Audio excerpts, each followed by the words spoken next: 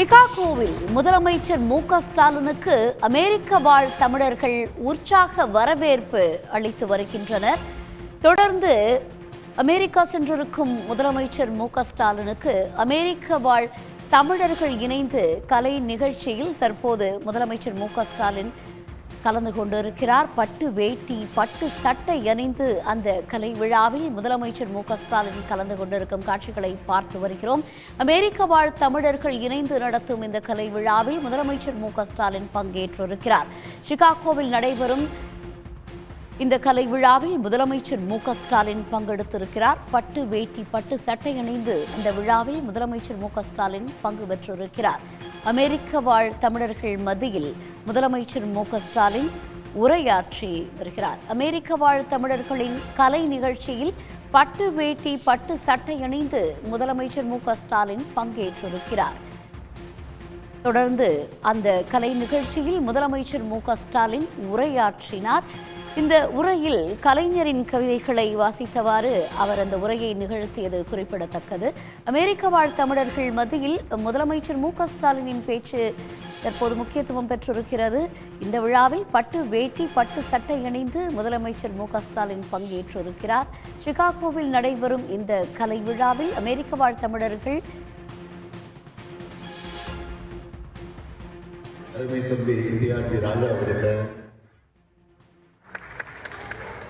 சிகாகோவுடைய cancel general திரு சோம்நாத் கோஷ் அவர்கள், அயரக நலத்துறையுடைய வாரிய தலைவர் அன்பிற்கிடைய கார்த்திகேய சிவசேனாதிபதி அவர்கள்,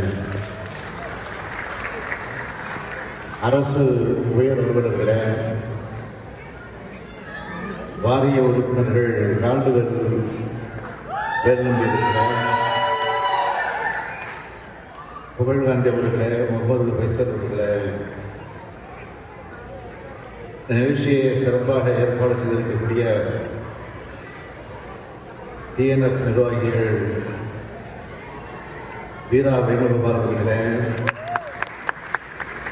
சிவா நிபுணர் அவர்களே, சிகாகோ தமிழ்ச்சங்கத்தைச் சார்ந்த திரு சரவணகுமார் அவர்களே, நான் தமிழ்ச்சங்கங்களின் பெயர்களை குறிப்பிட்டு கேட்டபோது பெட்னா உள்ளிட்ட 37 புத்தகங்கள் இருப்பதாக சொன்னார்கள். அத்தனை சங்கங்களின் பெயரையும் நான் சொன்னதாக ஏற்றுக்கொண்டு நீங்கள் கொடுத்த வரவேற்பு அது மட்டுமல்ல, சிறப்பான கலை நிகழ்ச்சிக்கும் என்னுடைய வாழ்த்துக்களையும் வணக்கத்தையும் நன்றியும் நான் தெரிவித்துக் கொள்ள விரும்புகிறேன். நண்பர் ராம் பிரசாத் உள்ளிட்ட முக்கிய விருந்தினர்களே, என் உயிரோடு கலந்திருக்கும் அமெரிக்க வாழ் தமிழ் பெரும் வணக்கம்.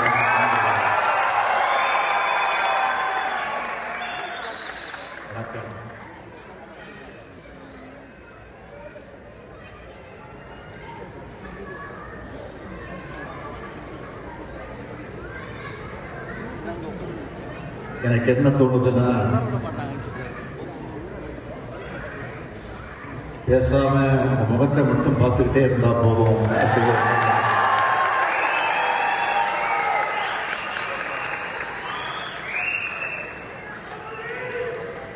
தமிழ்நாட்டில் நான் முதலமைச்சரா, திராவிட முன்னேற்ற கழகத்தினுடைய தலைவரா ஒரு நிகழ்ச்சியில கலந்துக்கிட்டா எப்படி இருக்குமோ அது மாதிரி கூட சொல்ல மாட்டேன், அதை விட அதிகமான அளவுக்கு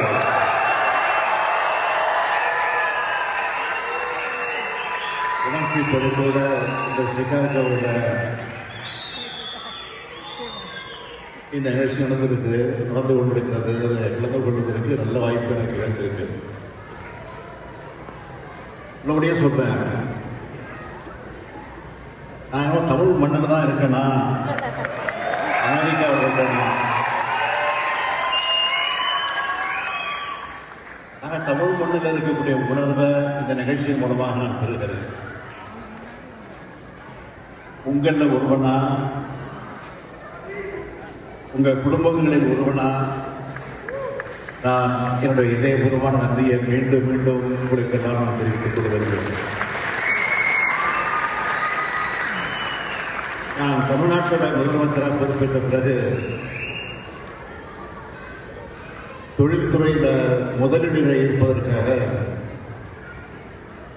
ஐக்கிய அரபு அமீரகம், ஜப்பான், சிங்கப்பூர், ஸ்பெயின் ஆகிய நாடுகளுக்கு சென்று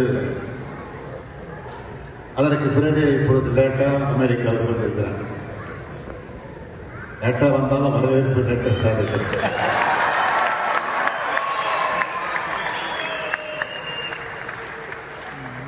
தம்பி டிஆர்பி ராஜா அவர்கள் அமைச்சர் பேசுறது சொன்னார், அங்க வரணும் இங்க வரணும், எங்க பகுதிக்கு வரணும், எங்க ஊருக்கு.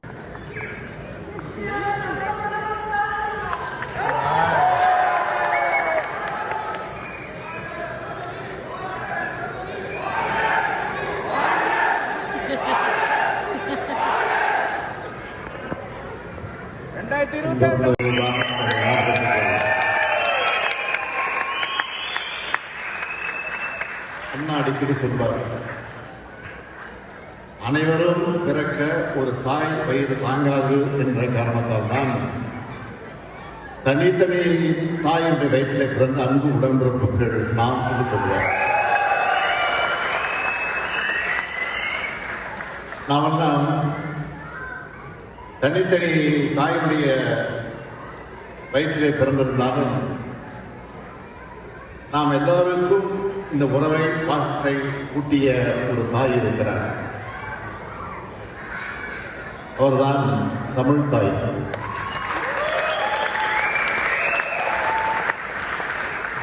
உலகவர் ஓவியமே,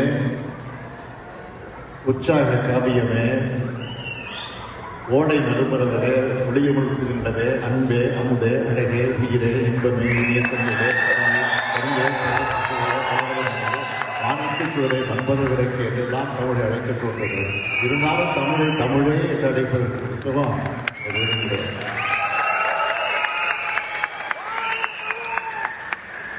அந்த தமிழ் தாயோட குழந்தைகள் நாம் என்பதுதான் நம்முடைய பெரும் அடையாளமாக இருக்கு. கடந்த வாரம் தனியார் தொலைக்காட்சி ஒன்றில் ஒளிபரப்பான விவாத நிகழ்ச்சி ஒன்று பார்த்தேன். நம்மோட தமிழ்நாடு அரசால் செயல்படுத்தப்படுற வேர்களை தேடி திட்டத்தின் மூலமா தமிழ்நாட்டை பார்க்க, நம்மோட பண்பாட்டை இருக பற்றி கொள்ள, நம்மோட சொந்தங்கள் அடையாளம் காண வந்த இளைஞர்கள் பங்கேற்ற நிகழ்ச்சி. சூழ்நிலைகளின் காரணமா தொலைதூர தேசங்களுக்கு வந்து தாய் தமிழ்நாட்டோட தொடர்பை இழந்து இன்னைக்கு மீண்டும் தாய்மண்ணின் வாசத்தை, தாய்மண்ணின் அரவணைப்பை உணர்ந்த இளைஞர். அதில் குறிப்பா ஆர்லாண்டோ நகரில் நடைபெற்ற கலப்பேடங்களை கலந்துக்கிட்டு அங்கிருந்து அங்கு இருக்கக்கூடிய நீரூற்றை பார்த்து ஒரு கவிதையை எழுதி அங்கிருந்த தமிழ்நாட்டுக்கு சென்னைக்கு அனுப்பி வச்சார். அதையும் நான் மனசுக்கு படிச்சு பார்த்தேன். அதில் சொல்லியிருக்காரு கவிதைகளை, ஆர்லாந்தோ எனும் நகரில் அரியதோர் ஏரியில அழகிய மத்தாப்பு உற்றொன்று கண்டேன்.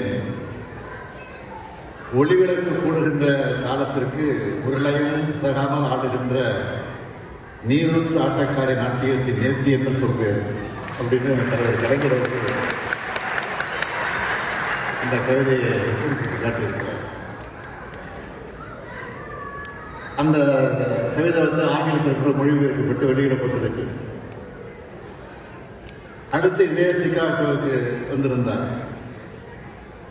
வந்தவர் சிகாகோ பல்கலைக்கழகத்தோட அரசியல் கருத்தரங்கத்தில் கலந்து கொண்டு உரையாற்றி இருக்கிறார். பின்னர் நியூயார்க் சென்று நியூயார்க் தமிழ் சங்கத்தை தொடங்கி வச்சிருக்கார். அப்போது எப்படி தமிழ்நாட்டின் முதலமைச்சர் தகுதியோடு தலைவர் கலைஞர் வந்தாரோ அதே போல இன்று நானும் தமிழ்நாட்டில் முதலமைச்சர் தகுதியோடு இங்கே வந்திருக்கேன்.